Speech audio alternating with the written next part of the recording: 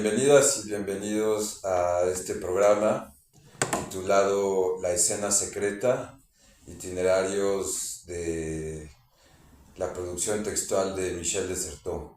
Mi nombre es Andrés Gordillo y tendré el gusto de conducir la entrevista el día de hoy. Este proyecto es parte del área de estudios de la historicidad de 17 Instituto de Estudios Críticos y tiene como intención fundamental recoger los comentarios y las experiencias de lectura de los tantos textos que Certeau dejó en su itinerario de existencia para escuchar qué tipo de alteraciones, de ideas, de situaciones llegan a suscitar hoy en día, particularmente con lectoras y lectores que no están, digamos, trabajando sostenidamente a este pensador bajo un sentido u otro. Entonces, pues es un gusto para mí en esta ocasión tener a Carmen Amat y a Elena Maldonado en torno a un libro que se llama La posesión de Ludán, publicado en 1970 por primera vez en francés, de Michel de Certeau. Antes de continuar, etcétera, me gustaría que Carmen te presentes, que nos cuentes algo de ti y luego tú, Elena. Ok, yo estudié literatura y lingüística hispánica, pero creo que mi profesión es la de lectora, eso es lo que he considerado todos estos años. En general trabajo con la lengua, en modalidad de docencia desde he dado clases de idiomas hasta otras cosas un poco más interesantes. Y en este momento vengo de experiencias un poco más interesantes relacionadas con la maternidad. Excelente. Elena. Bueno, gracias por la invitación, Andrés. Y pues yo me dedico al psicoanálisis, pero además estudié filosofía y sobre todo filosofía de la religión, así que el problema de la religión me interesa en todos los sentidos, ¿no? También en su relación con el psicoanálisis. Entonces, pues Michel de Certeau ha sido un autor que me ha llamado la atención desde hace algunos años. Muy bien. El jueves pasado, que quienes nos están viendo no sabrán qué jueves fue, pero hace pocos días antes de grabar esto, vino una muy querida amiga y colega llamada Genevieve Galán, historiadora ella, y es muy interesante porque hablaba de su experiencia como lectora, atravesada en su caso mientras estudiaba por la maternidad. Y fue toda una cosa muy interesante, dado que en ese programa hablábamos de la invención de lo cotidiano, que es otro libro, ajá, en el que conversamos acerca de las tácticas que se tienen que ir de algún modo elaborando para irle, pues sí, haciéndose espacio, ¿no?, a la prescripción dentro de todo la marea de obligaciones, etcétera, que hay que atender en el día a día. Pero en fin, solo conecto eso. Como como un primer saque, me interesa contextualizar a quienes nos están viendo y escuchando qué es esto de la posesión de Ludán. La posesión de Ludán es un documento que hoy aparece en forma de libro y que, como decía, fue publicado por primera vez en francés en 1970. Sin embargo, en la historia editorial de este proyecto no estaba considerado como un libro, o sea, como la idea o la materialidad de un libro.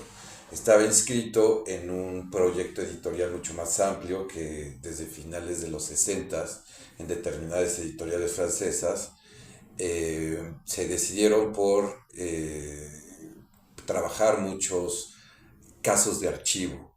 Entre ellos hay una publicación más o menos conocida de Foucault a propósito del caso de un hermafrodita, Alexia, no recuerdo bien ahora el nombre. Exacto, porque soy historiador, entonces olvido todo. Pero este libro era parte de la misma colección en la que Certeau fue llamado, fue invitado, y él decidió que iba a hacerlo de este caso. Certeau llega a Ludán y a este caso porque él estaba estudiando a un místico marrano del siglo XVII llamado Joseph Suran. Joseph Suran, dicho rapidísimo, dado que ya lo hemos comentado en otras emisiones, era un jesuita que le llamó mucho la atención a Michel de Certeau, dado la publicación de un libro por 1600, la segunda mitad, llamado La Ciencia Experimental. La Ciencia Experimental lo escribió después de haber estado en el caso de la posesión de Ludán. Y entonces él estaba reconstruyendo su itinerario textual, que al parecer era un desastre. Entonces llega a estos archivos que estaban bajo un orden no mediado, digamos, por la modernidad, más allá que arrojados pues, en cajas. Y entonces empieza a reconstruir el caso.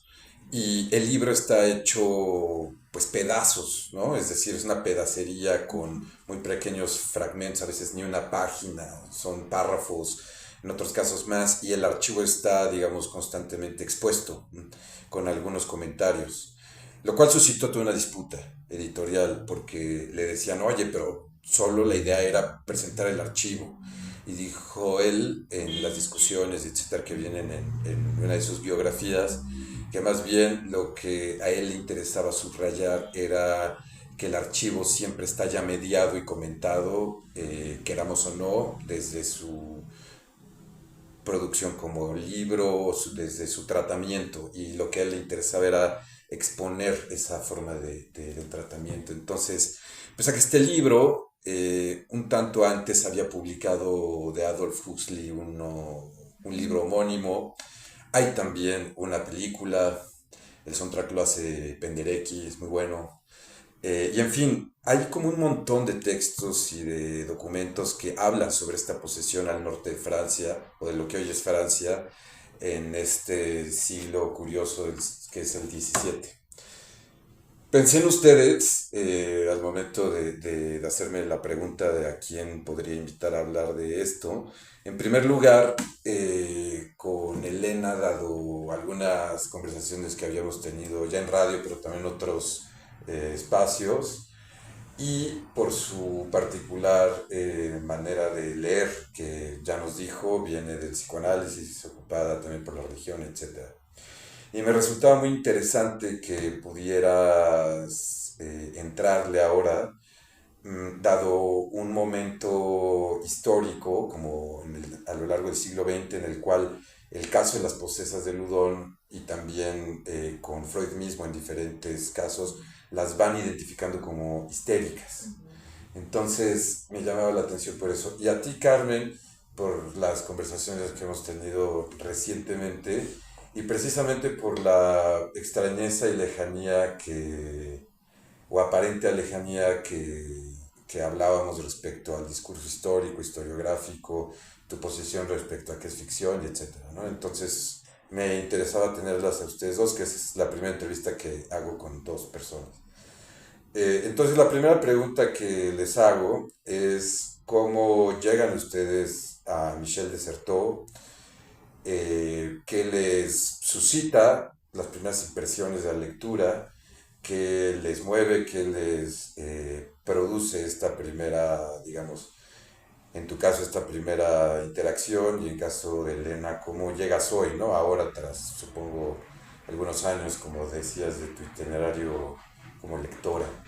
Entonces, ¿te parece si empezamos, sí, Elena, y después Carmen?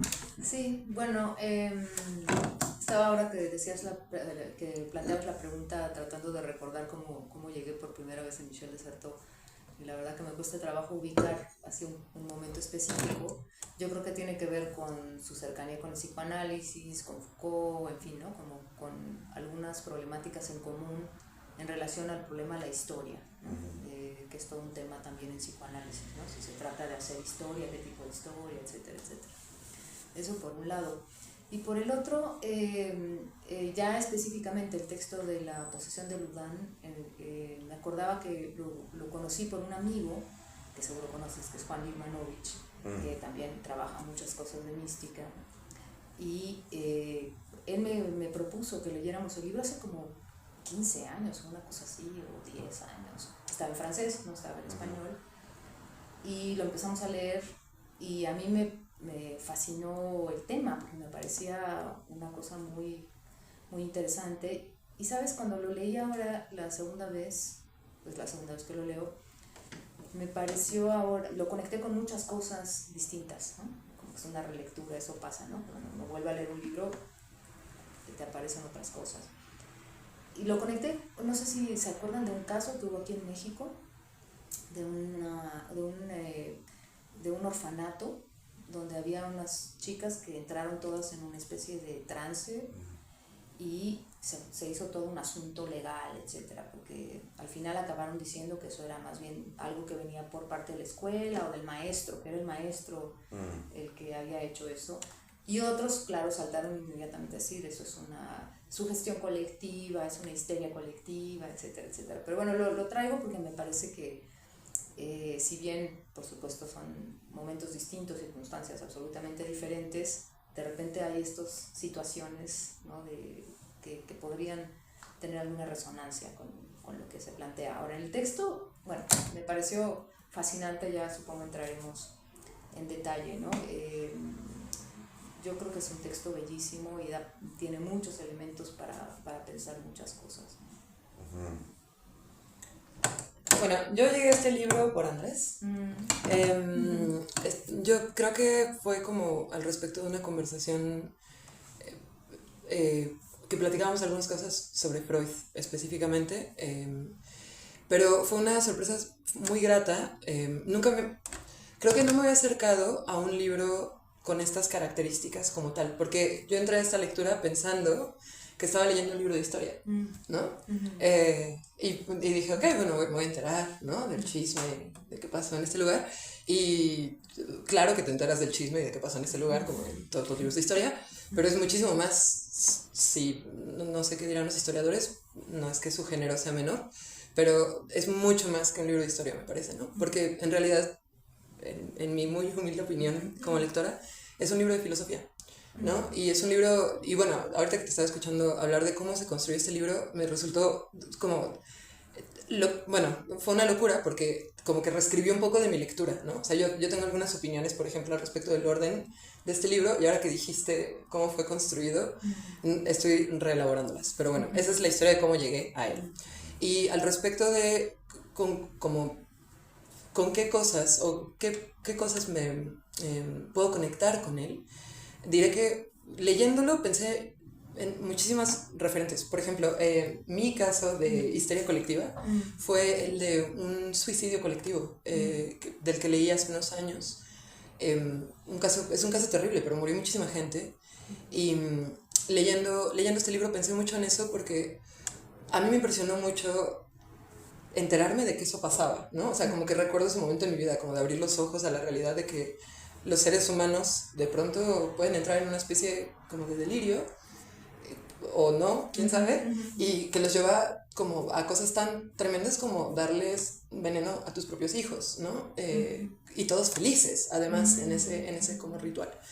Eso fue el caso que trajo a mi cabeza, pero sobre todo porque me parece que una de las cosas más importantes de ese libro es que él se da cuenta de que esta posesión ocurre porque está muriendo una forma de entender el mundo, ¿no? Y están haciendo otra, y como que pues el sueño de la razón produce monstruos. Está ese grabado, yo pienso mucho en ese grabado como una imagen que muestra eso, ¿no? Como cuando se empieza, el orden de las cosas se trastoca, la gente para asimilarlo, bueno, pasa por ciertos procesos, ¿no? Y cuando yo leía sobre ese suicidio colectivo, eso era lo que pensaba, porque estaba yo muy imbuida de todas las ideas al respecto de la postmodernidad que leía en diferentes contextos, ¿no? Entonces, bueno, eso es lo que puedo decir así como primer saque de este libro. Sí. Qué interesante lo que dicen, me interesa rápidamente recuperar dos cosas.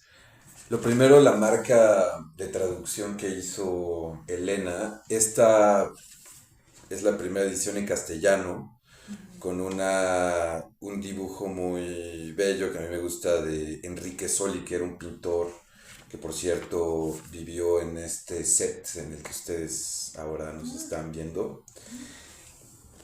Ahora vive al lado. Eh, pero bueno, ahora estamos aquí, ¿no?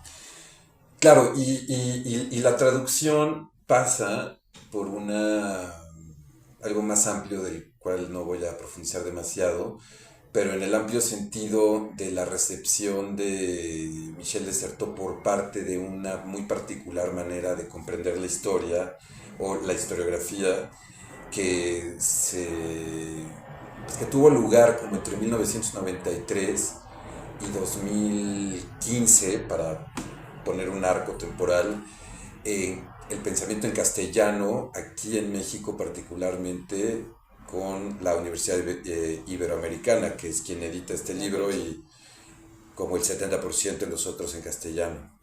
Entonces, sí, esta manera peculiar, digamos, de tratar el pasado no como una realidad en sí misma a la que uno podría acceder de una manera realista, ha sido ampliamente elaborada y muy nutrida por las lecturas de este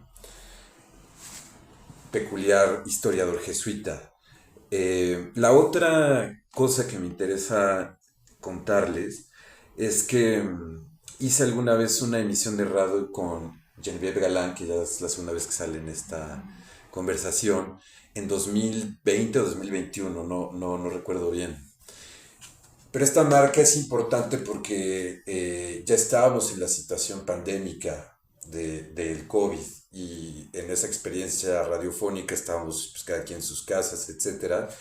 Y nos demoramos mucho en este primer párrafo que quizá le puedes leer en voz alta, sobre el primero. Ahora verán por qué. Usualmente, lo extraño circula discretamente bajo nuestras calles. Pero basta una crisis para que, de todas partes, como desbordado de su cauce por el caudal subterráneo, levante las tapas que mantenían cerradas las alcantarillas e invada los sótanos y luego las ciudades. Nos sentimos sorprendidos cada vez que lo nocturno se abre brutalmente a la luz del día. Y, sin embargo, ello revela la existencia de lo que está abajo, una resistencia interna que nunca se debilita. Esta fuerza al acecho se filtra en las tensiones de la sociedad a la que amenaza. De repente las agudiza, sigue utilizando los mismos medios y recorriendo los mismos trayectos, pero al servicio de una inquietud inesperada que viene de más lejos. Rompe las barreras, desborda las canalizaciones sociales. Se abre caminos que dejarán, una vez que haya pasado y cuando la marea se haya retirado, otro paisaje y un orden diferente. Es que es fantástico. Sí, muy bueno. Sí, sí, desde el primer párrafo. Sí, de todo. Pues, claro, como quizá ya es más que obvio decirlo, hasta que no, pues creo que, bueno, aquella lectura que hicimos con Genevieve en 2020, pues 21, creo que marca precisamente el paisaje de otro momento, ahora. Esos son dos puntos que me interesa decir, porque como decían, pues sí, el mundo cerrado medieval se transfigura al mundo abierto de lo que llamamos modernidad, etcétera, ¿no? Entonces sí, es un libro de ese, como sea, de ese in-between o de esa costura. Me interesa ahora escuchar de su parte, Carmen y Elena, cómo tú como lectora, como estudiosa de la lengua, como escritora y a tantas cosas que nos contaste que te dedicas. Y las que no. Y las que no, esas también pueden salir. ¿Cómo te retó, si es que te retó, cómo te configuró, qué te objetó este libro? Y la misma pues, te pregunta después para ti, Elena. Bueno, creo que este libro tiene la virtud de que uno podría leerlo rápidamente, ¿no?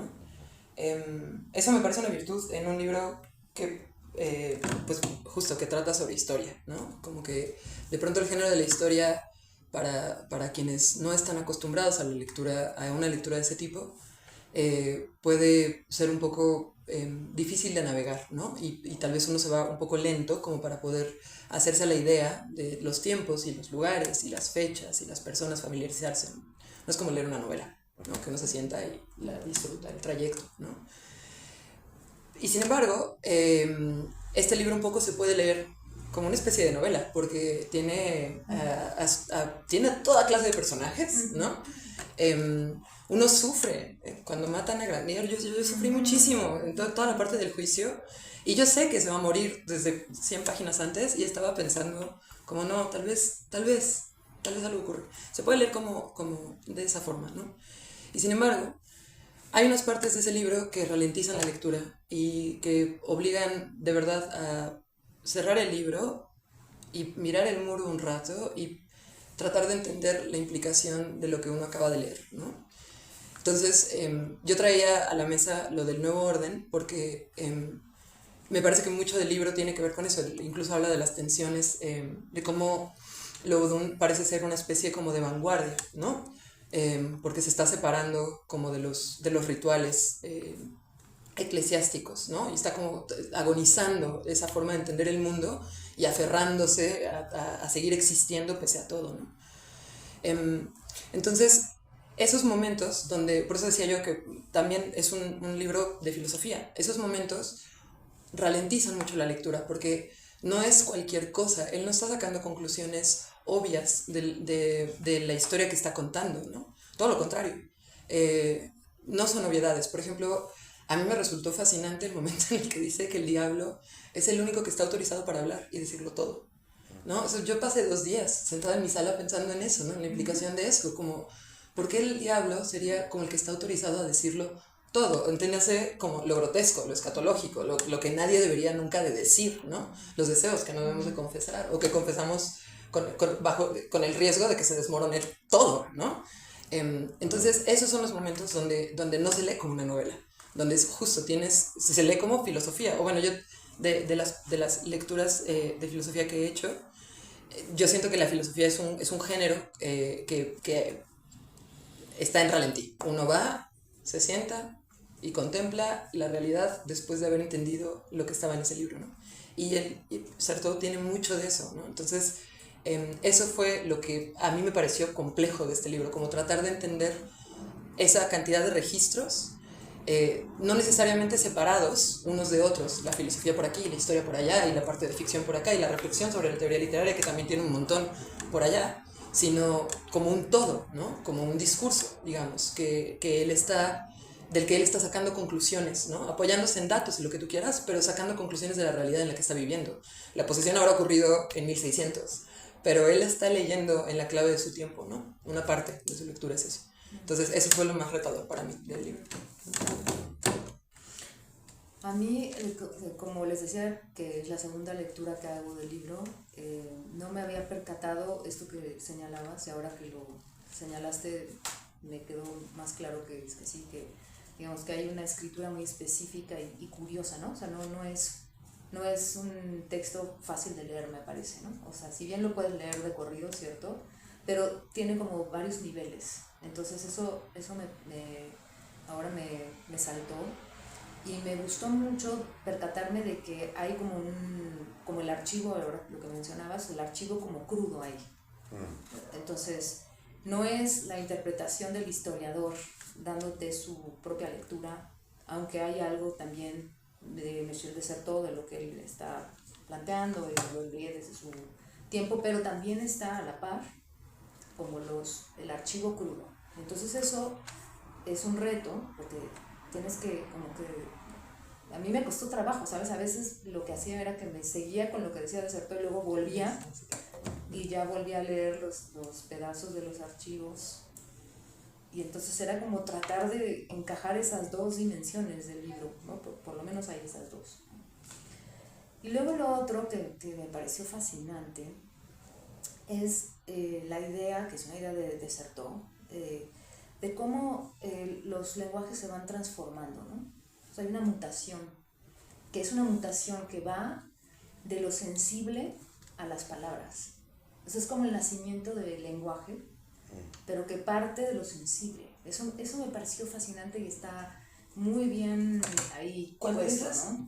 cuando dices a lo sensible, te refieres a las sensaciones, la parte del aroma, por ejemplo. Exacto, los olores, Ajá. ¿no? Que está muy presente el tema de los olores, pero también el dolor, ¿no? Y como que hay un momento en el libro y pues en la historia a lo mejor, ¿no? Que eso es como muy rico, como que estás en ese umbral en donde no se ha configurado como un lenguaje aún, y entonces ahí están haciendo algo nuevo y todavía está en el borde entre lo sensible y el lenguaje. Y luego pues me dio mucha tristeza que al final eso se convierta en el lenguaje y ya queda clausurado, digamos, Sí. esa dimensión que en ese momento se abrió. Entonces, bueno, tiene por una parte toda esta parte retadora, ¿no? De lo que implica para un lector acercarse al texto, porque no es cualquier texto, no es un texto común y corriente de historia, pero tiene estas partes también fascinantes, ¿no? Sí, ahora pensaba, claro que nosotros dimos por hecho, bueno, el caso, dicho rápidamente, para que nos sigan quienes no han leído el libro. Pero es que esto es como vamos para atrás y para adelante, a los lados. Pues sí, el caso es de un convento en Loudun, ¿no? En 1640, las pestes estaban en Europa, y era un convento de ursulinas, iba a decir urjulinas, quizá por brujas, pero de ursulinas. En ese momento hay una distinción, ¿no? Entre las brujas y las posesas. Las brujas serían las figuras históricas del campo y las posesas las figuras históricas más bien de la burguesía o de la aristocracia. A las dos se les dan tratamientos diferentes según el lugar, etc. Entonces, pues hay, como decían, una posesión colectiva, hay un jesuita o varios enredados en todo esto, y bueno, de lo que se trata el libro es ir de algún modo surciendo o despedazando los documentos legales, religiosos y del naciente saber médico. Y los testimonios. Y los testimonios. Los testimonios. Escritos, curiosamente, en la mayoría de las ocasiones, por los, digamos, los hombres de la razón de ese momento, ¿no? Que podían ser o los curas o el Estado. Es muy interesante esa disputa, ¿no? Bueno, esto como un contexto, pero volviendo a lo que ustedes decían, me llama la atención lo siguiente, me gustaría poner aquí en la mesa al menos tres cosas. La primera, lo que decía Carmen respecto a cómo está pues tratado este caso, es decir, nosotros desde el siglo XIX, que no, o sea, no nacimos ahí, pero heredamos muchas cosas de ese particular modo de articular la razón, ¿no? Particularmente las humanidades, solemos distinguir por disciplinas el conocimiento, ¿no? Tú eres lingüista, tú psicoanalista y historiador. Pero bueno, si atendemos que más allá del siglo XIX y los dos cortos siglos que hay de ese tiempo, pues el pensamiento también se ha tramado distinto, yo creo que es precisamente en esas junturas en las que se posiciona, entre las que va saltando Certeau para ir no solo pensando esto, sino a lo largo de su propio itinerario. O sea, es una cualidad reconocible en sus textos. Interesante también que eso que de lo que se supuestamente estudia Certeau, que es el pasado, o las escrituras del pasado, tengan una resonancia particular con el caso de las posesas, como esa alteridad que, claro, en las posesas la alteridad es la posesa misma, el demonio.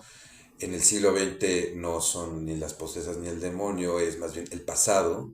Y entonces como esas, digamos, expresiones en la cultura van demandando pues un tratamiento que no puede ser circunscripto en una sola razón del presente, o sea, que tiene que demandar como muchas aristas para ser tratadas sin que ninguna tenga éxito. Es muy curioso, ¿no? Porque al final, ¿qué fueron las posesas, no? Estaban enfermas, estaban poseídas, ¿por qué demonio? O sea, es como una incógnita que no se resuelve jamás, ¿no? Hasta la fecha. Entonces me interesa qué puedan decir ustedes respecto a ese incógnita que de algún modo va produciendo y va alterando y va suscitando gramáticas que buscan explicarlas, ¿no? Es como hoy uno va al médico, ¿no?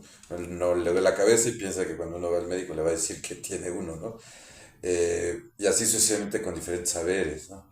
Entonces, me interesa cómo ven ustedes eso, dado que hoy, pues, desde cierto punto de vista pareciera que la información ha podido articularlo todo bajo el discurso de la ciencia o de la tecnociencia y entonces las obturaciones de este tipo de entramados o de surcidos que pueden ser como el caso de la posesión o el caso del pasado, pues acaban siendo de algún modo obturados, al menos aparentemente. Entonces me interesa cómo piensan eso. Y otra cosa que les escuchaba es cómo entonces ustedes, respecto a su propia manera de comprender la historia y los casos históricos, lo piensan ahora después de leer este libro. O sea, la pregunta yo creo que sería ordenada, ¿cómo les alteró leer este libro de la posesión de Ludán, su propia comprensión y experiencia de la historia? Si han dicho ustedes que les parece un libro singular en tanto ese tratamiento. Entonces, si quieres empezamos, Elena, y después os interrumpe. Si quieres, se me hace más fácil empezar por la última pregunta, porque a mí me parece, y no sé si estoy en lo correcto, yo no soy historiadora, pero me da la impresión de que es una propuesta de Michel Desserteaux historiográfica, ¿no? Decir, bueno, a ver, bueno, es todo un problema desde dónde escribe el historiador. Como dice en algún momento, la historia nunca es acertada, algo así dice, ¿no? Nunca es confiable. Nunca es confiable, ¿no? Digamos, o sea, ahí hay un tema entonces también con la primera pregunta que es, bueno, ¿qué es la verdad, no? O sea, ¿dónde queda la verdad? Si la historia nunca es confiable y se supone que la historia es la que nos va a decir lo que sucedió en el pasado, pues entonces, ¿qué hacemos ahora, no?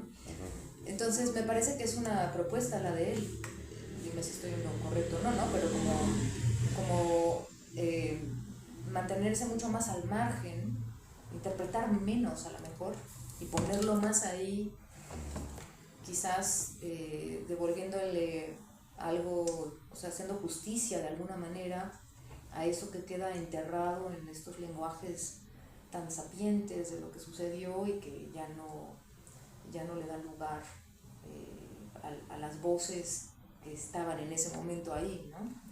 Me da esa impresión. Y bueno, el tema del enigma, la verdad, me parece que por eso te digo que al final me dio tristeza, ¿no?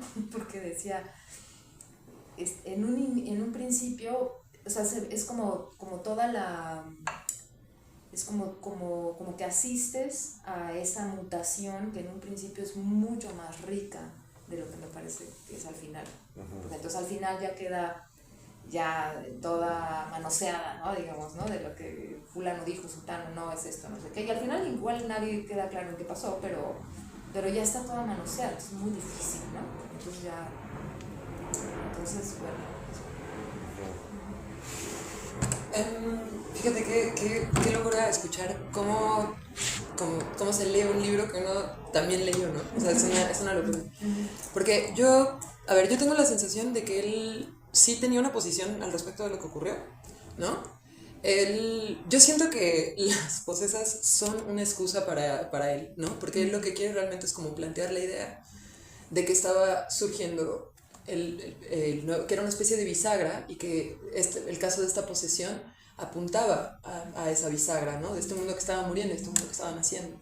Y se sirve de todos los documentos para ir como tejiendo eso, ¿no? Y yo terminé convencida, incluso hacia el final él empieza a hablar mucho al respecto, o sea, al principio del libro él habla mucho al respecto del orden, ¿no? El nuevo orden que están haciendo, etc. Hacia el final del libro él habla al respecto del miedo hacia el otro, ¿no?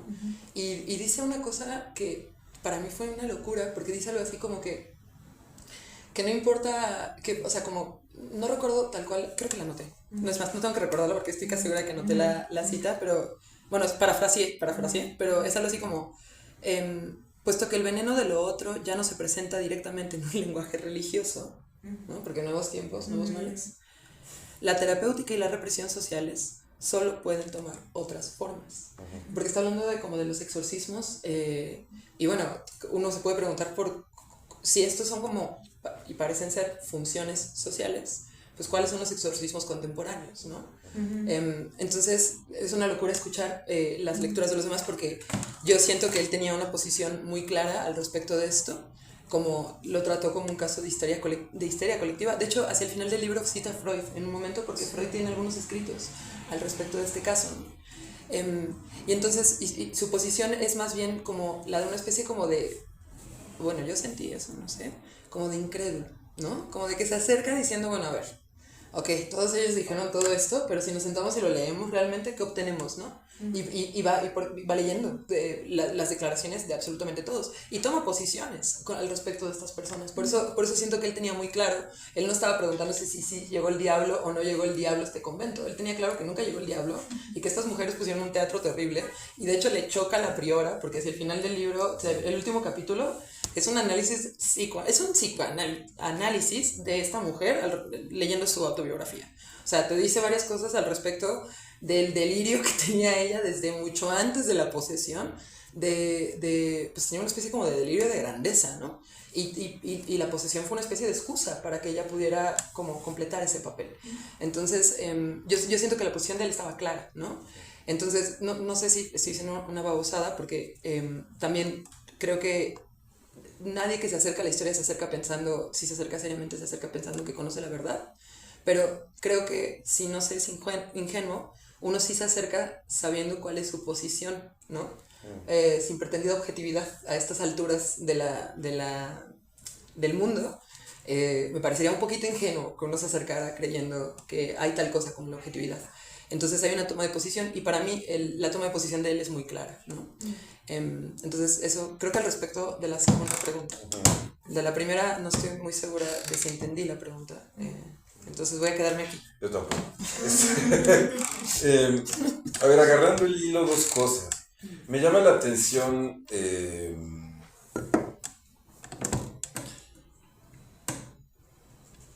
la pregunta que lanzabas tú, Carmen, de cómo esto de algún modo nos hace pensar los exorcismos de hoy, digamos, en ese juego de cómo lo armaste. Y dos, a mí me interesa mucho siempre cómo desaprenden y aprenden en los casos los psicoanálisis, es decir, cómo son objetados por este tipo de cosas, ¿no? O sea, qué preguntas les suscitan más que quizá analizarlos en primer lugar porque pues no hablan, pero sino al revés, o sea, qué preguntas pueden hacer a el psicoanálisis hoy, un libro pues de 1970 que está en la disputa de en ese entonces, aunque se escuche muy trasnochado, pues sí, así es. Yo siempre digo que la historiografía es como un gran buque muy lento. O sea, que ya llega cuando todo se fuera, ¿no? Así como, y en 1970 todavía había que disputarse para decir que uno no ve la cosa, sino las observaciones de las sí, por cosas, supuesto, ¿no? porque la posmodernidad. Ajá. Claro, hoy resulta quizá obvio, no sé, en el mejor de los casos, pero claro, en este momento no, o sea, de hecho era mal visto, ¿no? Por Posmo, ¿no? Pero bueno, son esas dos preguntas. Y otra muy que quizás salió al inicio de esta charla, es que es curioso cómo los testimonios que son escritos por las diferentes figuras del saber de aquel momento y cómo lo que quedan de los escritos o las trazas de aquellas poseídas de algún modo dejan ver algo interesante para 1970, insisto, que quizá hoy nos pueda hacer una serie de preguntas, que es los conductos por los cuales esos casos pueden ser accesibles y cómo precisamente, digamos, de algún modo los documentos o las trazas, o tú ocupabas la figura de las voces de esas mujeres o de esas posesas, pues acaba de algún modo gramatizada.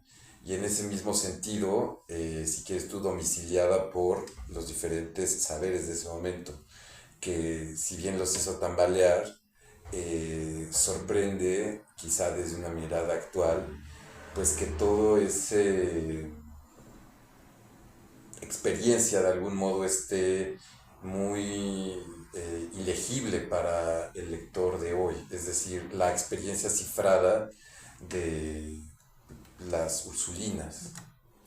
Entonces, esas situaciones me gustaría escuchar qué piensan de eso, o sea, pues quiero hablar de otra cosa también, se puede ver otra cosa, a mí solo se me ocurren esas, pero no sé quién quiera sacar primero. Mira, yo pensé muchísimo, es que el libro tiene, a ver, a mí una cosa que yo siempre he disfrutado es como la teoría literaria. En general, siento que la teoría literaria es una cosa que permite interpretar el mundo, no nada más los libros. Y para dar un solo ejemplo, el de mi primer profesor de teoría literaria, que fue que nos dijo algo así como que después de la clase nos iba a arruinar el cine comercial. Y un poco sí, porque después de esa clase uno ya se sienta y sabe quién mató y con qué lo hizo, ¿no? Como que te da las claves para interpretar ese tipo de cosas, ¿no? Porque mucho del mundo son fórmulas, ¿no? Y la teoría literaria te permite como entender un poco las fórmulas de la narrativa, ¿no? Entonces, yo sentí que en este libro hay un montón de cosas que tienen que ver con teoría literaria y voy un poco a lo que decías tú. Hay una parte muy grande donde él habla al respecto del teatro, que monta, y tal cual se llama así, o sea, el teatro, no recuerdo cómo es el nombre del capítulo, pero básicamente lo que propone es que pues, funcionaba como una especie de teatro, hay un público, hay actrices, y hay como directores, ¿no? Y incluso habla del Deus Ex Machina, etc. Cuando habla al respecto de la muerte de Grandier y el juicio, no sé qué, después de que acontece el juicio, dice algo así como que como él fue, digamos, como el ajusticiado, pues él quedó como mártir, ¿no? Entonces, y en cambio su persecutor, que no recuerdo ahora su nombre, es algo con L y súper largo, pero no puedo recordar la palabra porque está en francés, pasa la historia pues como una especie de villano, digamos, ¿no? Porque incluso creo que tuvieron que mandarlo a tranquilizar, porque seguía persiguiendo a gente relacionada con este hombre, ¿no? Y ya lo habían ajusticiado y seguía persiguiendo a la gente, ¿no? Entonces, bueno, si tienes una especie de teatro, yo me preguntaba leyéndolo, y si tienes actrices y si tienes público, bueno, ¿qué decían los griegos al respecto del teatro? Como para qué servía el teatro, pues para la purga, ¿no? La purga social, ¿no? Y entonces yo creo que ese tipo de cosas que este libro te permite ver en un caso de un convento en Francia, ¿no? Con referentes tan lejanos, ese tipo de cosas son cosas que están presentes en la condición humana, ¿no? Entonces uno puede muy bien preguntarse leyendo este libro cuál es el teatro y quiénes son las actrices y quién es el director de la obra y quién es el Deus Ex Machina y qué es el exorcismo y cuál es la terapéutica contemporánea. ¿Qué es el otro? ¿Cuál es el orden que están haciendo? ¿Qué es lo que está convulsionándose y se aferra a mantenerse vivo pese a que vamos a sacrificar a alguien para que se mantenga vivo, ¿no? Uno se puede hacer esas preguntas contemporáneas. Ahora, lo que yo creo es que el mundo contemporáneo es tal vez no más complejo que el mundo en el que vivió Certeau o que el mundo en el que vivieron estas brujas. Pero no creo que podríamos nosotros poner una tachuelita como él hizo con el caso de Loudon y decir, mira, aquí está el ejemplo de cómo se está convulsionando el mundo contemporáneo.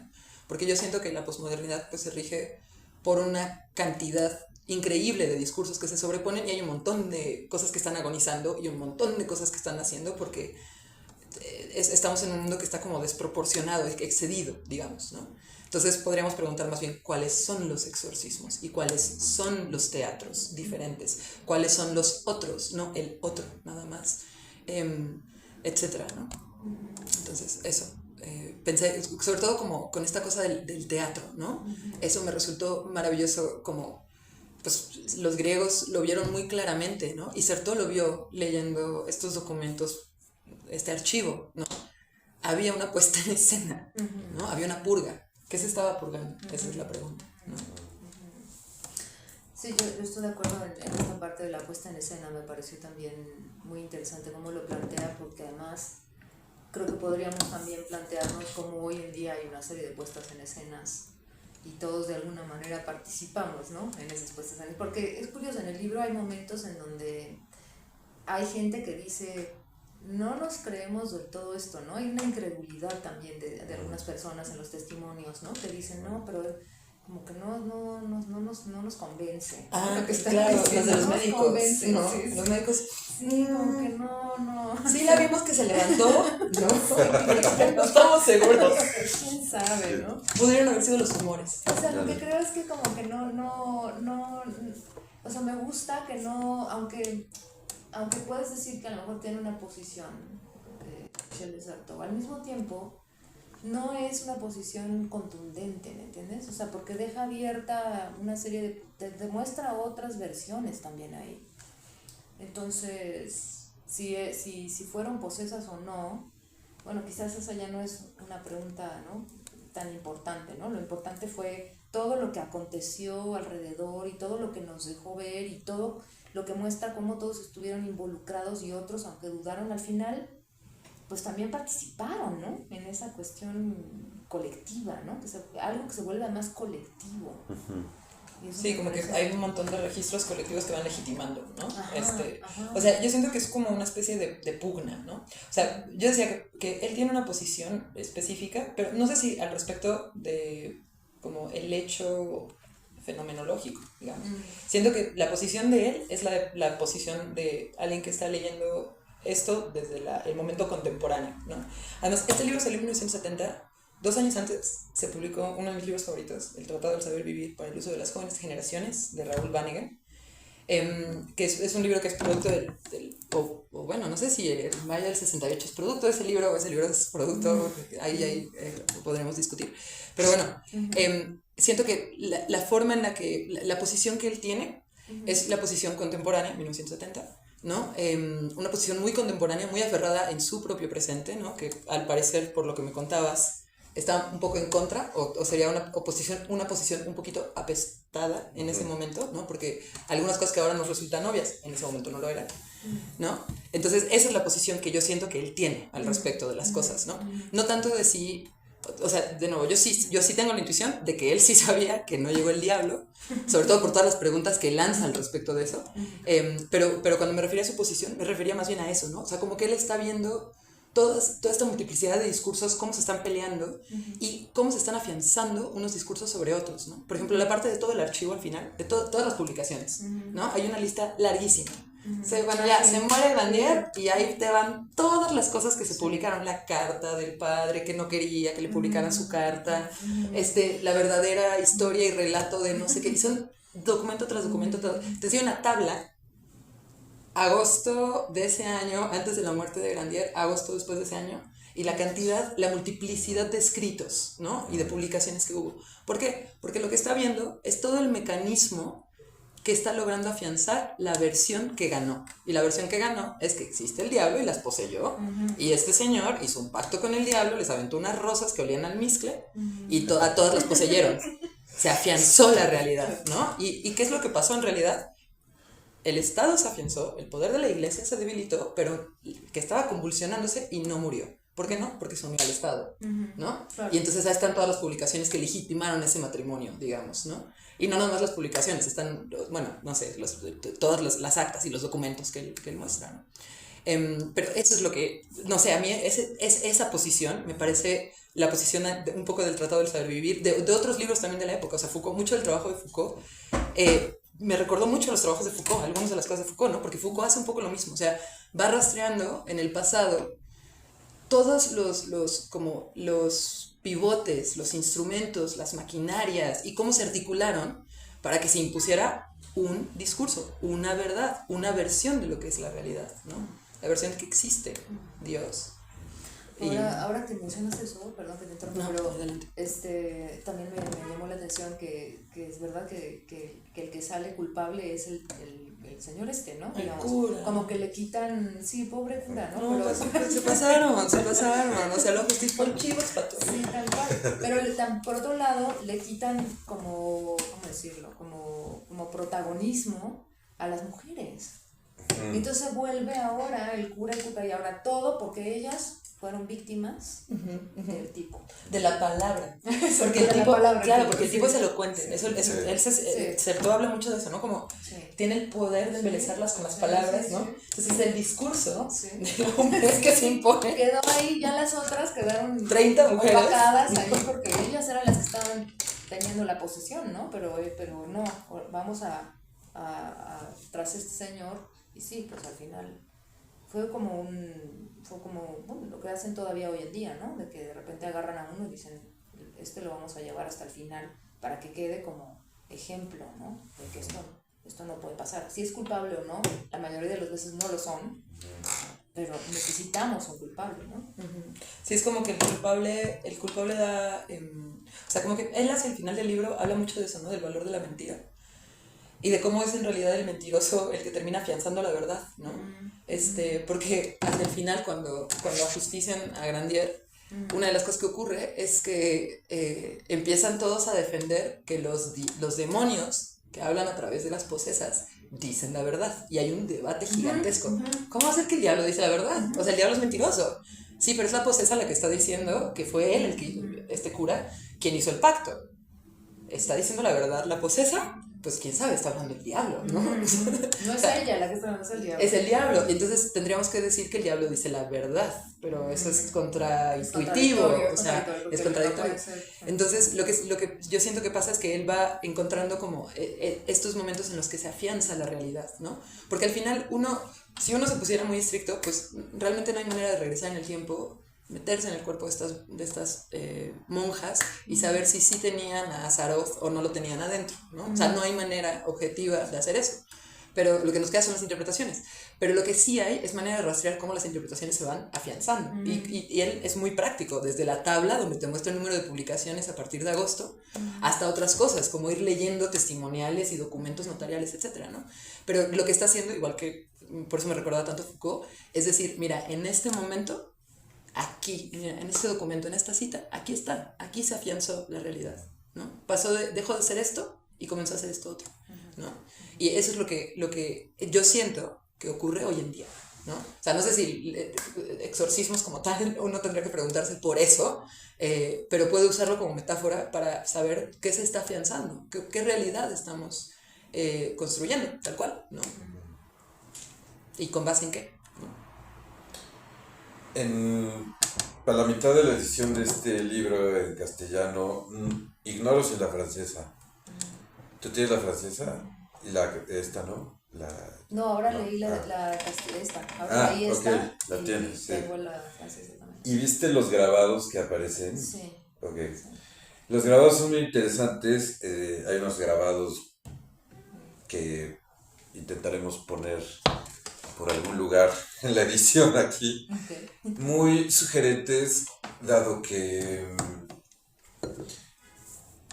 o sea, esto último que conversaban respecto a quién dice la verdad, o sea, esa pregunta antes del siglo XVI es complicada de hacer. Es informulable. Es informulable. Sí, es informulable.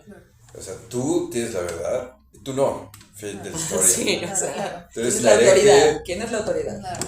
Y ya, ¿no? Claro, sí, sí. Hoy nos parece raro comprender algo así, ¿no? Sí. Diríamos, es autoritario, no sé qué. No, en ese mundo así era el orden y punto. Sí.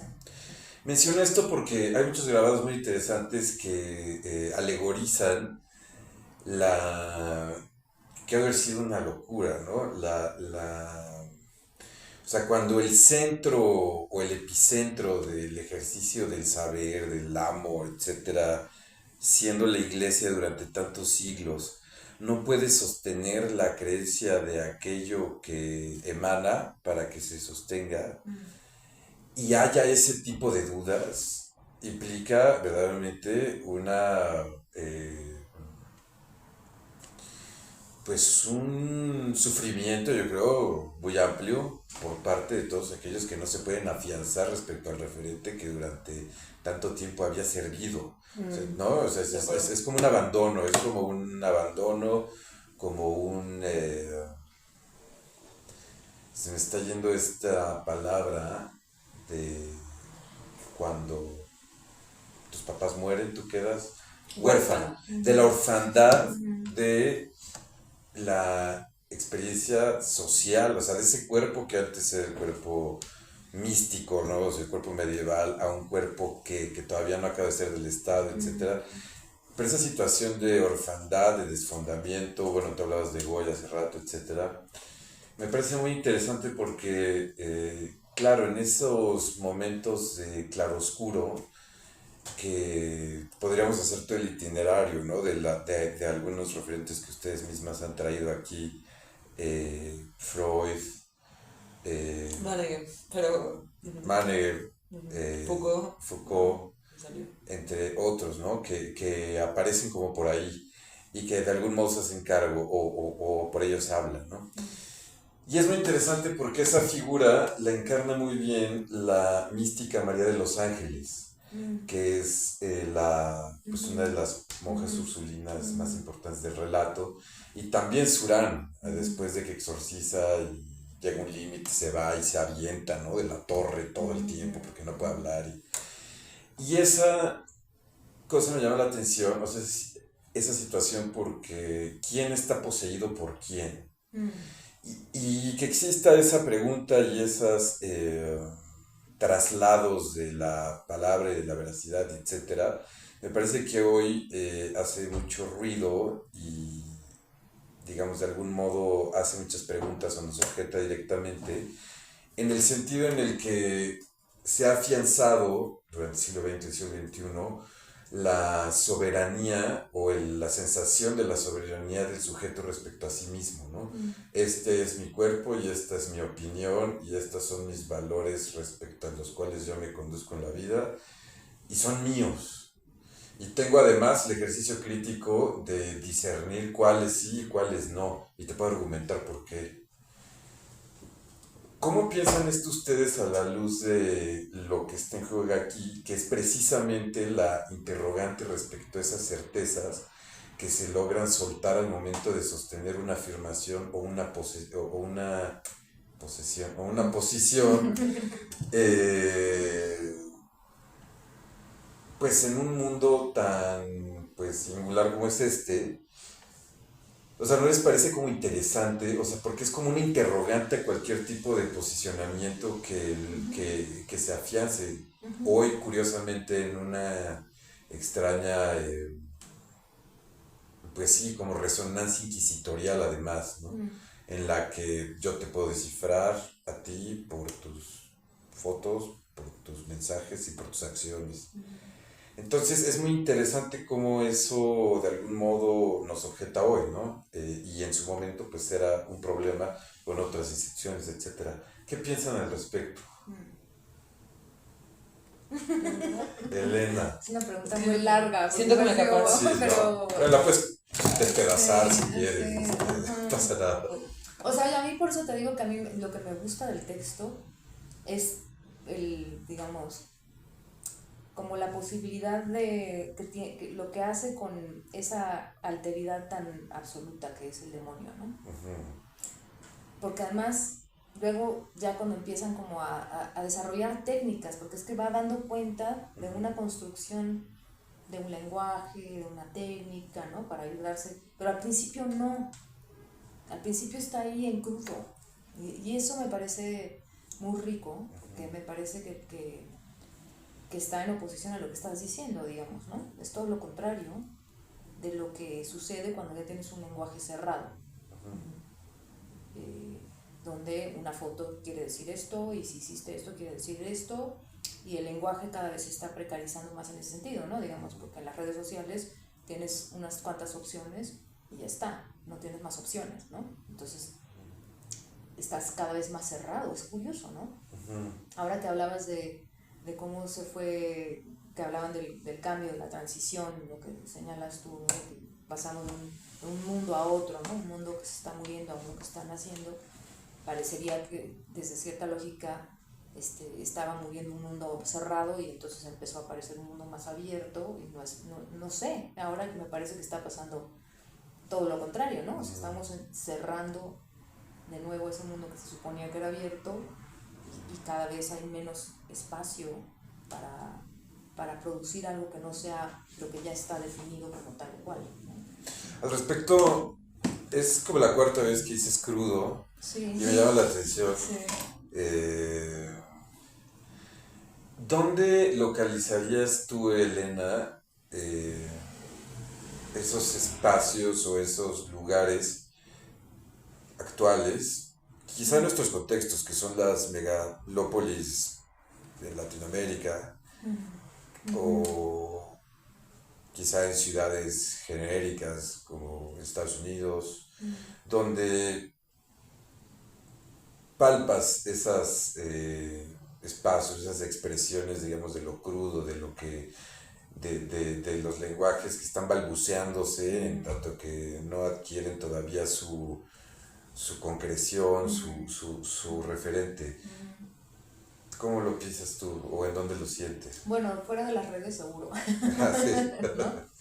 Pero no sé, me parece que hay espacios de producción muy interesantes en esta ciudad, por ejemplo, ¿no? No sé, me parece que en las comunidades más menos consideradas suceden cosas alternativas, ¿no? Por ejemplo, el otro día escuchaba un festival de jam poetry, me pareció genial, ¿no? O sea, me parecía jam poetry. Pues es poesía, pero tiene como una cosa de rap. Van chavos muy jóvenes y la capacidad que tienen para improvisar, se ve que lo armaron, pero hay un rango de improvisación. Me pareció genial, eran jóvenes muy chiquitos. Ese tipo de espacios que hay en la ciudad muchos, por suerte en esta ciudad hay muchos. Sí. No sé, se me ocurre eso. Yo pensaría, o sea, yo siento que o sea, como que esta cosa de la cantidad, de la proliferación de discursos y quién está autorizado para hablar, en nuestro tiempo es un poco más complejo, ¿no? Porque hace rato decías tú como, o sea, como que yo te iba a responder, pero hiciste una pregunta, pero era como súper retórica, y yo por adentro estaba, la ciencia, Andrés, la ciencia, ¿no? Porque yo creo que hoy en día sí se imponen los discursos, solo tenemos mecanismos, un poco lo que decía él, ¿no? Como la terapéutica ha cambiado, ¿no? Tenemos métodos diferentes, ¿no? Entonces, por ejemplo, hoy voy a dar un ejemplo muy menso de las redes sociales, ¿no? Hoy entré a Instagram y me apareció una publicación de AJ Plus, me parece, de una persona hablando a la cámara y mencionando como la cantidad, la proliferación, sobre todo la cantidad, la abrumadora cantidad de posteos y de en las redes al respecto del conflicto, o, digámoslo con todas sus letras, de la guerra en Medio Oriente, ¿no? Y mencionaba algo así como, bueno, la cantidad de discursos que proliferan de este lado, ¿no? Versus cómo está ocurriendo de este lado, ¿no? Y hacía como un análisis muy simple. Yo creo que podemos leerlo en ese tipo de cosas. O sea, como ese hay miles de ejemplos. Podemos ponerlos por generaciones, ¿no? O sea, en la generación, por ejemplo, en la generación a la que yo pertenezco, hay una especie como de desesperanza con el mundo que no es compartida con la generación anterior a la nuestra, ¿no? Estoy hablando desde una experiencia muy personal, pero me resulta muy obvio cuando hablo con personas que son 10 o 15 años más grandes que yo, cómo ciertos a priori de la vida no están ya dados entre mis amigos cuando platico con ellos, ¿no? Porque incluso entre generaciones los discursos son ahora diferentes, ¿no? Que es lo que no ocurría en el momento en el que ocurre la posesión. Entonces yo siento que nuestro tiempo, la complejidad de nuestro tiempo, es que esto que él encontró en ese pequeño convento está ocurriendo, pero multiplicado, ¿no? Y la chamba está como en tratar de elegir las batallas, yo pienso, porque a mí me abruma, ¿no? La proliferación de discursos y la cantidad de mecanismos para que se impongan unos encima de otros y sobre todo las implicaciones de que se imponga este discurso y no este otro, por ejemplo, ¿no? O sea, que en Estados Unidos el año pasado se haya echado para atrás, por ejemplo, la cuestión del aborto, o que se haya empezado a echar para atrás, o se hayan detonado algunos mecanismos institucionales súper claros para echar para atrás la cuestión del aborto en Estados Unidos, a mí me parece un síntoma, ¿no? Fuerte. Pero así como ese, puedo encontrar otros 45. Estos se estaban preguntando por el diablo y por Dios, ¿sabes? Nosotros nos estamos preguntando por la ciencia, nos estamos preguntando por las instituciones, nos estamos preguntando por el cambio climático, nos estamos preguntando, o sea, hay una cantidad de cosas ocurriendo a las que tenemos acceso por las redes, etcétera, que termina siendo muy abrumadora, pero que si nos pusiéramos a desmenuzar, podríamos encontrar un poco lo que él encontró, ¿no? Ese tipo de batallas. Tal vez nuestro archivo no son los testimonios de las posesas, pero podemos dar con los archivos, ¿no? Pues eso.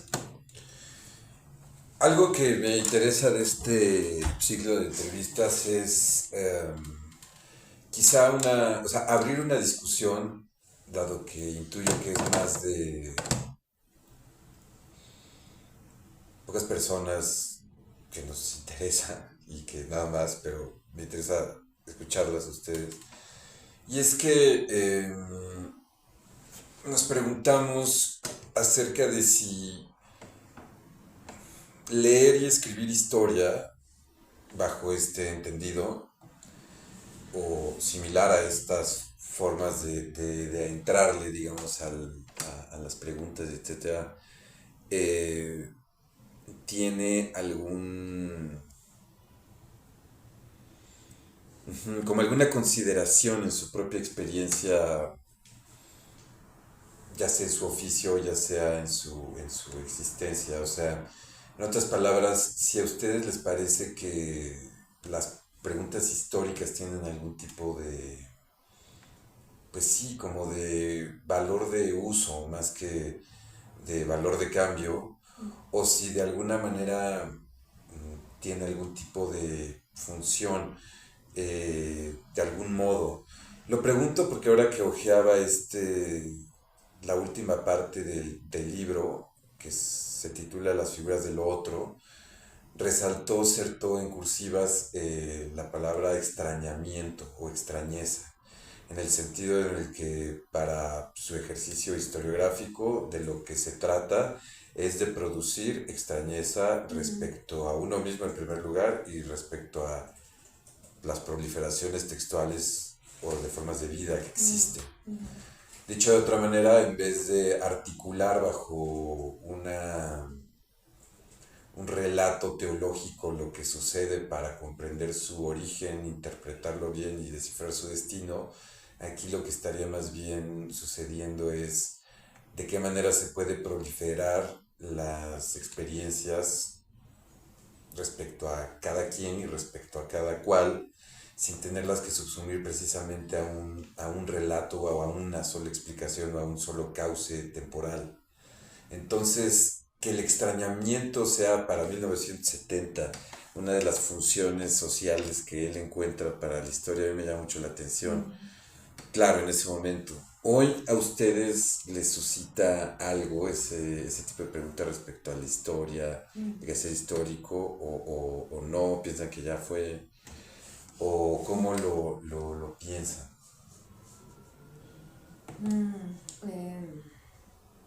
Pues es que me remites al primer párrafo que leyó Carmen, ¿no?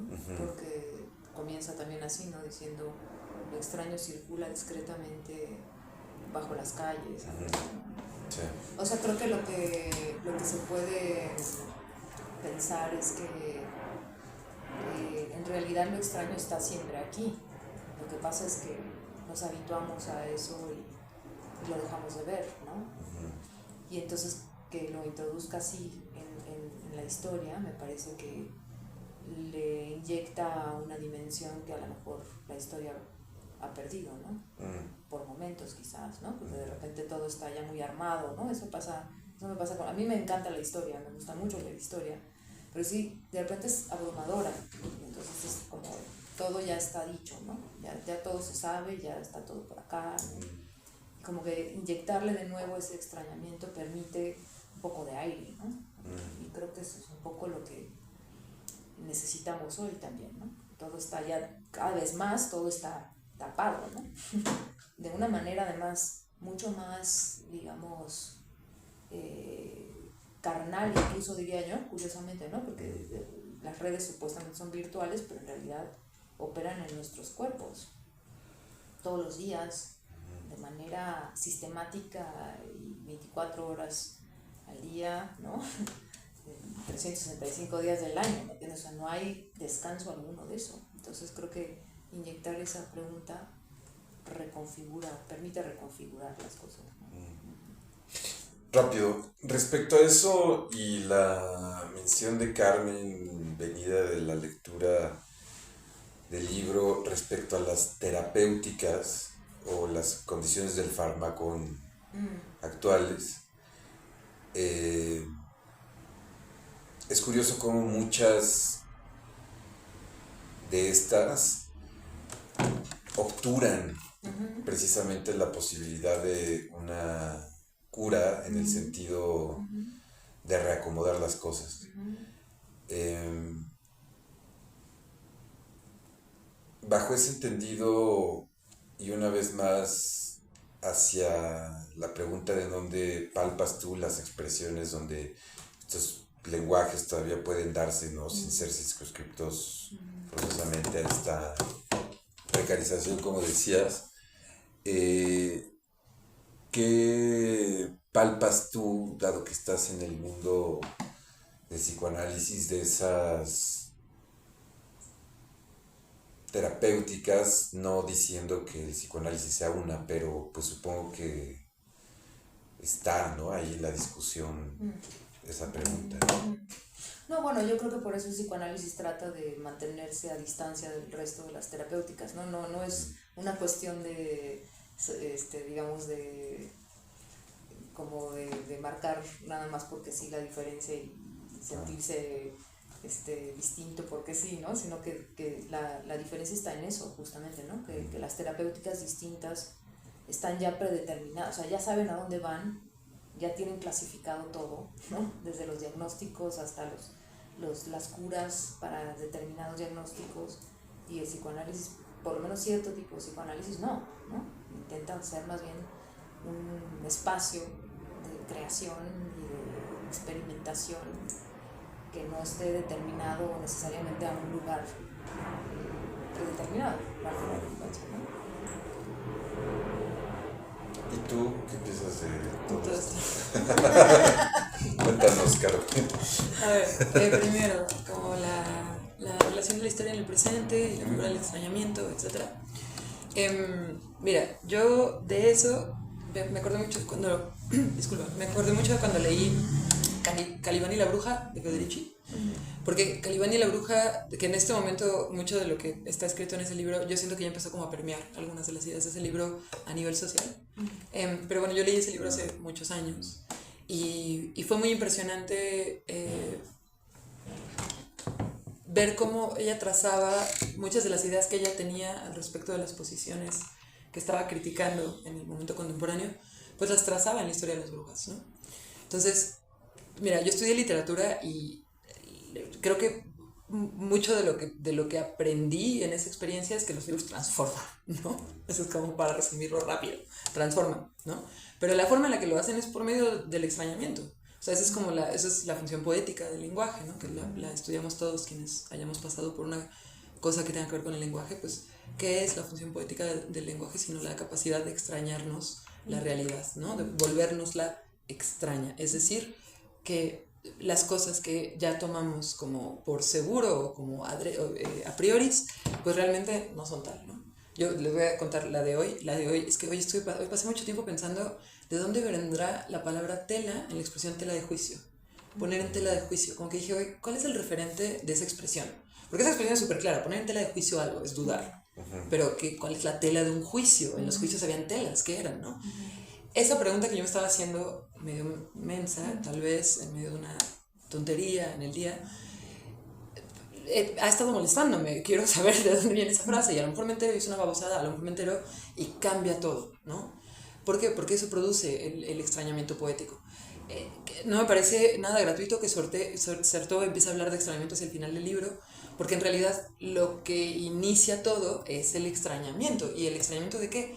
De que, o sea, bueno, yo no sé si ustedes se acuerdan, pero una de las cosas que acusa a Urbain o Grandier es que él escribe un tratado chiquitito en el que habla al respecto de que los curas se pueden casar, ¿no? Y él tenía aventuras con las chicas del pueblo, ¿no? O sea, seguramente tiene un par de aventuras en ese convento. No era, él mismo lo confiesa cuando lo van allá a matar. Hasta dice, he hecho cosas peores. El pacto con el diablo no lo dice, he hecho cosas peores. Pero el pacto con el diablo no lo dice. Y está hablando de esas aventuras. Por supuesto que está hablando de esas aventuras, ¿no? Entonces, él escribe este libro, que es una idea un poquito extraña para lo que está ocurriendo, que es que se está muriendo el poder que tiene el discurso eclesiástico, ¿no? Y ese librito es un poco como una más de esas muestras de que se está muriendo, se está dejando de estar afianzado. Entonces, para responder a la pregunta al respecto de la historia y el extrañamiento, yo siento que eso es lo que produce en general. O sea, que nosotros, no tanto el historiador o la historiografía, sino de pronto estos pequeños acercamientos que tenemos al pasado, que por supuesto vienen de la mano de la historiografía en general, ¿no? Que es la que rescata esos momentos y los trae al presente y logra hacer que en el presente tengan sentido, porque no es nada más el archivo. Yo no me leí nada más 45 documentos ahí aleatoriamente, ¿no? No es cierto que eso es este libro. Este libro es eso, con una interpretación detrás que está sosteniendo hipótesis, etc. Eso es lo que siento que la historia puede hacer en este momento. O sea, traernos estos momentos del pasado para resignificar el presente, ¿no? Que tal vez suene un poquito a una obviedad, pero creo que no lo es tanto, porque cuando el pasado te extraña, se producen cosas en el presente. Por ejemplo, la parte de los aromas en el libro que mencionaste tú, yo estuve pero días pensando en eso, ¿no? Como que yo decía, ¿cómo es que ha de haber sido una locura? Porque además 2 días antes de leer esa parte en el libro había leído un articulito por ahí sobre genética, que resulta que los seres humanos heredamos la capacidad de percibir ciertos aromas. Hicieron como un estudio con unas ratas, ¿no? Y se dieron cuenta de que si a la rata mamá le dan a oler, no sé, pongan ustedes, lo que ustedes quieran, cualquier sustancia, resulta que las ratas bebés de esa mamá heredan la capacidad de percibir esa sustancia, porque es como se codifica en un neurotransmisor de no sé qué cosa, y resulta que los bebés lo tienen, ¿no? Y los bebés de otra rata que no leo esa cosa no lo tienen. Heredamos la capacidad de percibir olores, ¿no? Bueno, leer esa parte de cómo las sensaciones configuraban lo que era la verdad, ¿no? Porque esa es la prueba. Sí. Eso es lo que acusa a este hombre. Las rosas que huelen raro, unas rosas que huelen a almizcle, ¿no? Que fuera el aroma quien te diera la prueba. O sea, hoy en día ya ni siquiera son los ojos, ¿no? Ver para creer no se sostiene, porque hay cosas que nos acechan que no podemos ver, ¿no? Etcétera. O sea, ese momento de la historia del que está hablando Certeau, que no tiene nada que ver con mi momento contemporáneo, a mí me hizo preguntarme por qué hoy en día la capacidad, o sea, por ejemplo, la capacidad de percibir aromas no es algo ni trascendental para el conocimiento, ni para la identidad propia. Es más, tú puedes perder la capacidad de oler y no cambia nada. Yo no creo que en el mundo de estas mujeres eso fuera así. Yo me puedo hacer preguntas de por qué en mi mundo, uno de mis sentidos, y mi cuerpo solo tiene 7, uno de mis sentidos da igual un poco, cuando en el de ellos no. ¿Qué fue lo que cambió en la realidad? ¿Por qué mis sentidos ya no importan? Y regresando a la pregunta de la individualidad, por ejemplo, ¿no? Pareciera que se ha afianzado la figura del individuo, ¿no? Con esta especie como de narrativa. Estos son mis valores, esta es mi ideología.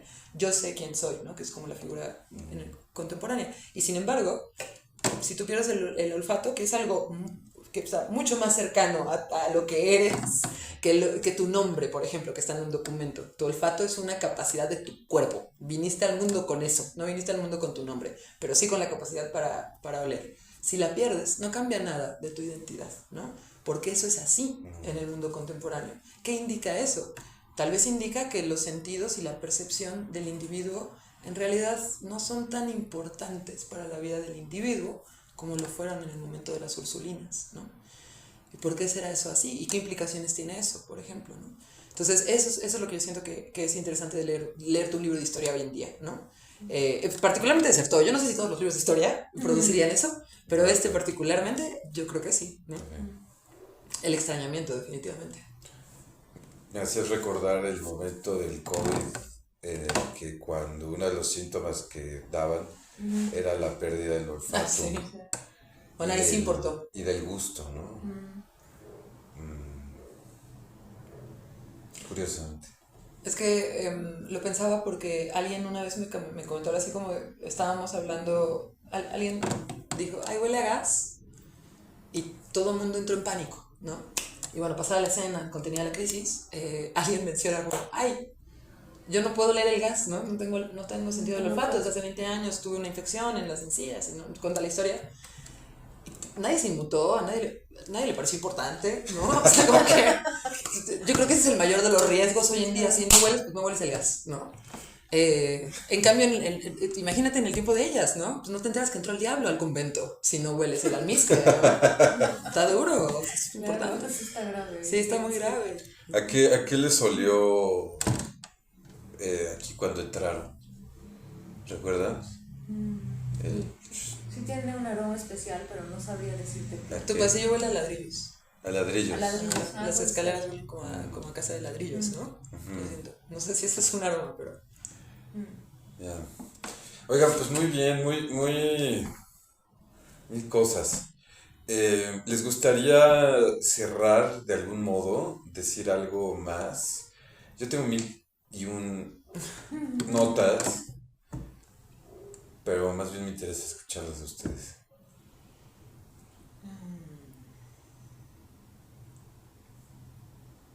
Yo quiero revisar mis notas porque yo sé que, o sea, podría decir varias cosas, pero sé que habrá una que es mucho más importante que las demás.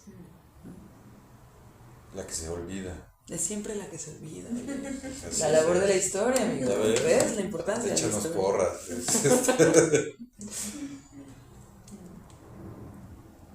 A mí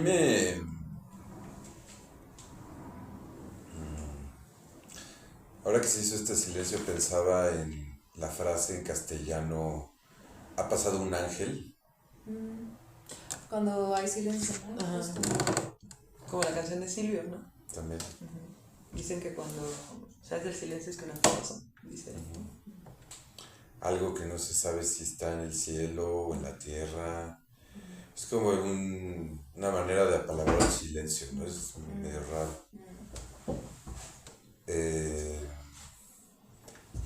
Pero lo que quería decir no era eso, sino, o sí, que hay algo de lo que les escucho muy interesante que me suscita pensar que realmente este trabajo de extrañamiento que pues se va haciendo con... Digo, ahorita estamos hablando de la historia, ¿no? Pero igual nos podemos ir a cualquier registro, o no cualquier, pero la poesía, en fin.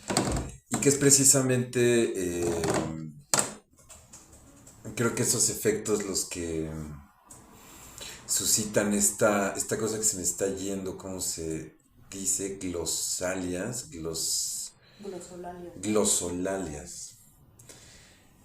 Que vaya, quizá en otro momento lo podríamos llegar a discutir, pero ¿cuáles serían las glosolalias de la actualidad, dado que tengo la intuición de que ahí pueden estar de algún modo cifradas estas maneras, como de lo que tú decías, que me pareció muy, muy importante, Elena, de cuando un lenguaje empieza a nacer, ¿no? Porque es como una aventura iniciática en un hablante, ¿no?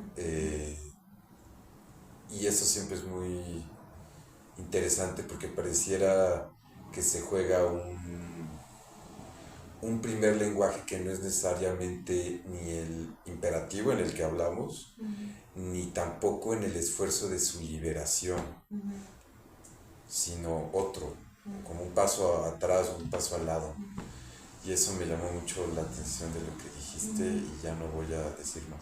Entonces no sé si quieran cerrar de alguna manera, decir un último... O sea, quizás el tema del lenguaje me parece que está muy presente porque hay distintos lenguajes. Por ejemplo, a mí me quedó la pregunta de cuál es el lenguaje místico.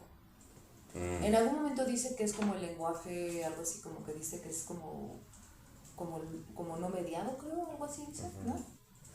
Que en ese sentido me pareció más cercano a lo que estamos tratando de decir, ¿no? Como algo todavía naciente, ¿no? Porque cuando ya está mediado, entonces ya quiere decir que ya está como muy configurado, ¿no? Y ya hay conceptos, ya hay como todo un edificio armado, qué sé yo, ¿no?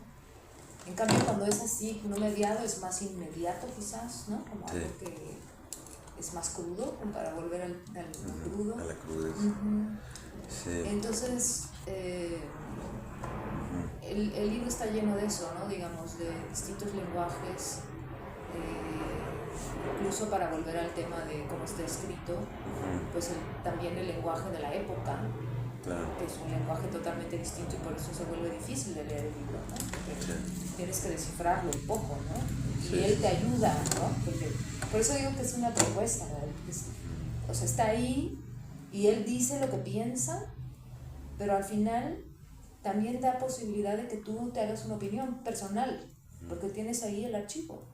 Entonces ya no estás nada más creyéndole al que leyó el archivo y te está dando la interpretación del archivo, sino que tienes el archivo. Entonces, eso da pauta para que haya una proliferación de lenguajes también. Y no quede todo cooptado en una sola persona, ¿no? Como que se van suspendiendo a sí mismos constantemente. De hecho, en ocasiones yo no estaba de acuerdo con las interpretaciones que él daba de las cosas que anotaba de los testimonios, por ejemplo. No sé, ahora que lo decías, dije como sí es cierto, porque hubo varios momentos en el libro donde yo decía, bueno, sí, esta mujer dijo esto, pero no estoy tan segura de que dijo lo que tú interpretaste que dijo, ¿no? O no sé si se sostiene hasta allá lo que, ¿no? Entonces, sí, ¿no? O sea, es al grado que, para volver al tema de la escenificación y demás, donde él entra también en escena. Entonces pone ahí, pero también él se pone en escena y dice, bueno, ahora yo voy a hacerme un personaje más y voy a decir esto. Y tú ya, pues el lector, pues verá, sabrá ¿no? qué hace con eso. Sí. Si le entra o no. ¿No? O qué posición toma. Yo quiero decir algo respecto del concepto de experiencia. Venga. Mira, hace unos años yo me encontré un día en un momento medio difícil y entré a una librería y agarré un libro por el título y me cambió la vida ese libro. El libro se llama En contra de todo. Me encanta contar esta historia porque, o sea, el título del libro Against Everything. Es un libro de ensayo de un crítico que se llama Mark Greif, ¿no?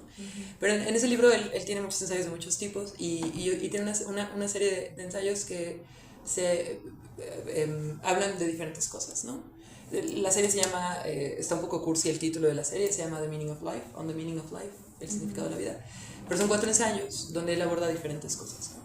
Y en el primero de los ensayos habla del concepto de experiencia. Y habla del concepto de experiencia en la época contemporánea, ¿no? Entonces dice que el concepto de experiencia que tenemos es un concepto que tiene que ver con el exceso, ¿no? Para nosotros la vida es la experiencia, dice Mark Greif, ¿no? Entonces, tú no estás viviendo tu vida si no estás teniendo experiencias. ¿Y qué son las experiencias? Las drogas, el sexo, el alcohol, etcétera, las personas, las conversaciones. En la medida en la que tienes muchas de ellas, tienes mucha vida. En la medida en la que tienes pocas de ellas, tienes poca vida. Y a continuación hace todo un debate al respecto del concepto de experiencia. Y lo que es fantástico del ensayo es que él entrega 2 tipos de conceptos de experiencia anterior al nuestro, ¿no? Y habla de Thoreau y de Flaubert. Entonces dice, bueno, estas 2 personas, estos 2 autores, ellos tuvieron como un desarrollo del concepto de experiencia muy particular y explica cada uno de ellos, ¿no? En Thoreau es en Flaubert es el perfeccionismo y en Thoreau no recuerdo el nombre, ¿no? Pero el asunto es que cada uno tiene una propuesta al respecto de qué es la experiencia, ¿no? Decía Flaubert, y lo recuerdo por el ensayo de Mark Greif, no por haberlo leído en Flaubert, que si te parece que el mundo es aburrido, lo único que tienes que hacer es observar un objeto por un largo periodo de tiempo, ¿no? Hasta que se vuelve extraño el objeto, por muy mundano que sea. Entonces, a mí lo que me gustó mucho, ahora sí para hablar de este libro, es que lo que yo siento que se trastocó es mi concepto de experiencia, ¿no? Específicamente, porque el libro te permite acceder, o sea, por supuesto que a los documentos y a la ideología y a los otros mecanismos del discurso y un montón de reflexiones sobre la filosofía y la literatura y la ficción más que la literatura, ¿no? Etcétera. Pero el hecho de que uno pueda ir interpretando el presente a partir de un libro que no se escribió en el presente porque este libro tiene 50 años, sobre un caso que tiene 400 años, ¿no? A mí me habla de la capacidad que tiene ese libro para mover él en la historia cosas, ¿no? Entonces, bueno, yo me quedé pensando mucho en el concepto de experiencia leyendo este libro, porque siento que a lo que accedí fue una serie de experiencias que, de no haber tenido esa plática hace semanas contigo, donde me propusiste leer este libro, no podría acceder a ellas, ¿no? Entonces, bueno, eso. Sobre todo el entender el concepto de experiencia de ese momento del que él está hablando, ¿no? Que lo diferente que es, lo que decías tú de los sentidos, pero hay un montón de otras cosas, ¿no? Al respecto, porque ¿qué es la experiencia? Es lo que te convence de que es la realidad, ¿no? Entonces, si la experiencia, por ejemplo, se basa en experiencias corporales, la realidad es una, pero si las experiencias corporales no cuentan, porque es la autoridad la que delimita la verdad, pues la experiencia es otra, ¿no?